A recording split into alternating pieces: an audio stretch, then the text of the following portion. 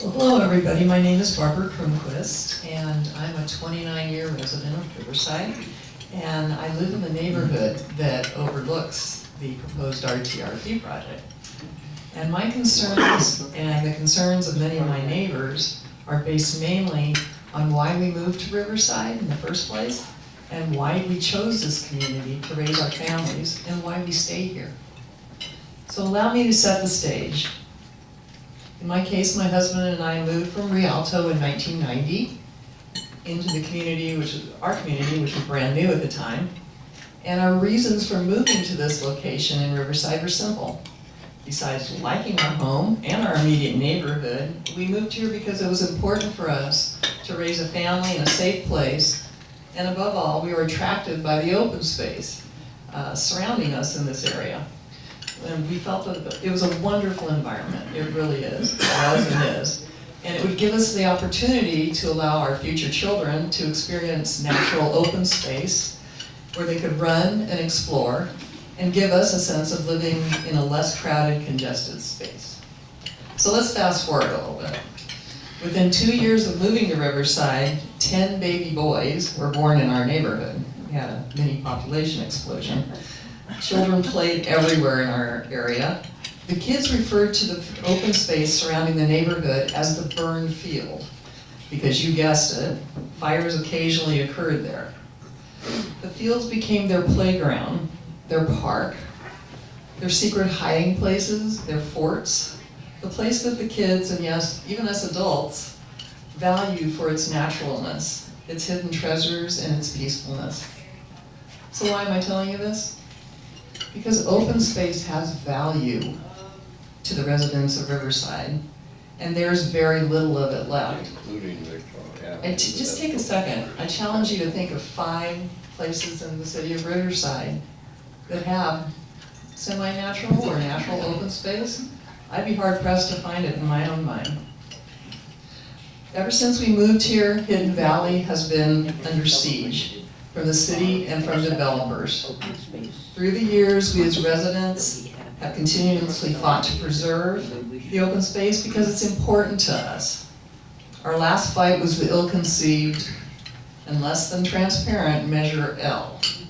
And we had hoped that the city heard our voices that time, yet here we are again. So you see, there's no parks. There are no parks within walking distance to where we live in the northwestern portion of Riverside.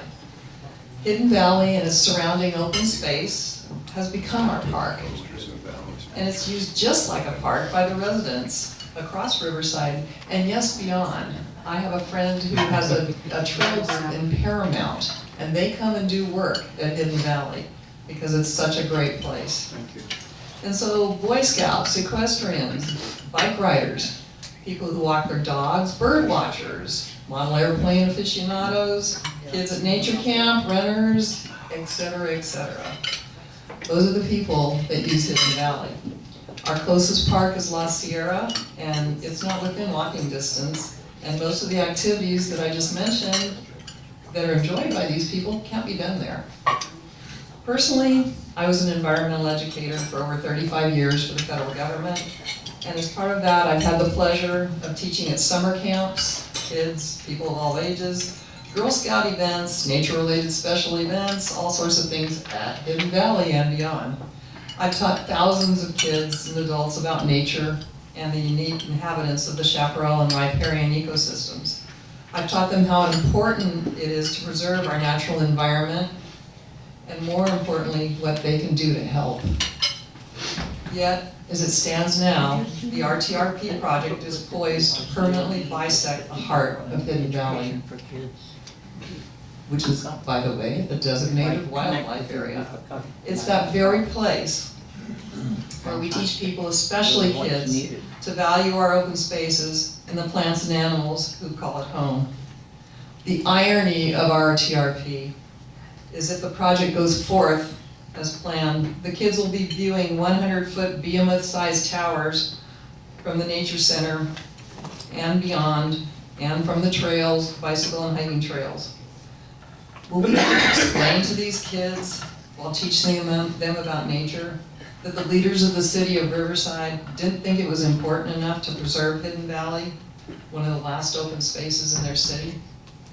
Will we be telling them that in the future that we adults went back on our word, that we changed our minds?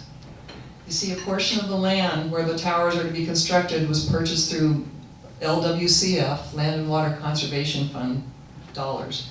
And this is a special vehicle that's used to obtain lands of value to protect them from protect them in perpetuity. Let's say that 3 times. From the very situation we were describing with the RTRP. For this project to proceed as planned, that designation must be rescinded, and that decision must go all the way up to the Secretary of the Interior. And our city leaders are fighting to do just that.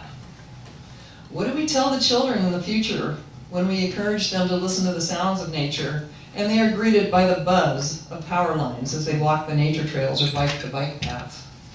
I don't want to describe to my grandkids how it used to be, how we could see the stars from the nature center, but the light pollution from the blinking lights mounted on the giant structures taller than City Hall have wiped out any chance of enjoying the night sky. The project EIR describes the aesthetic effects in Hidden Valley as negative, significant, and unavoidable as the project stands. Is this the legacy we want to pass on to our kids and grandkids? Finally, there's one word that many of us dread. That's fire.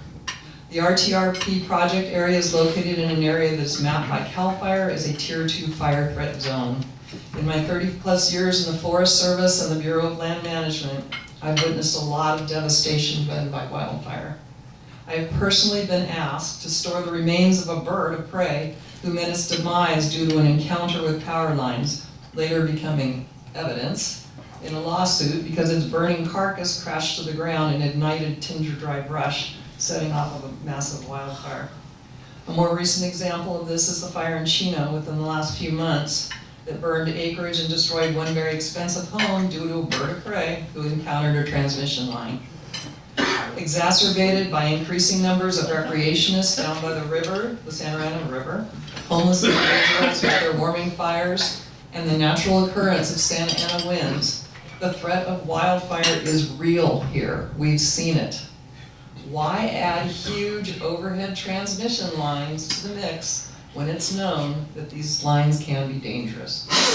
So in conclusion, you as future City Council people will have the fate of one of Riverside's last remaining open spaces in your hands. Used heavily by residents and others, Hidden Valley was recognized this year at the March 29, 2019 City Council meeting as one of the truly hidden gems of Riverside.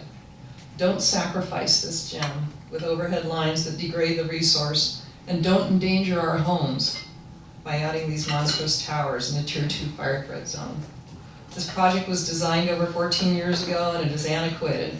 Alternative choices which will achieve the same results for ensuring that our great city has the power it needs for now and in the future should be examined. At a minimum, the EIR should include undergrounding the lines for the Riverside portion of the project. Our neighboring cities of Arupa Valley, Norco, and Eastvale have all advocated for undergrounding the lines in their areas, and progress has been made for doing just that. Why not Riverside? Residents are speaking loudly. The status quo is no longer good enough for our city. We want to change the way we do business. In other words, innovate. If we are known as a city of arts and innovation, it's time to walk the walk, not just talk the talk. Thank you for listening.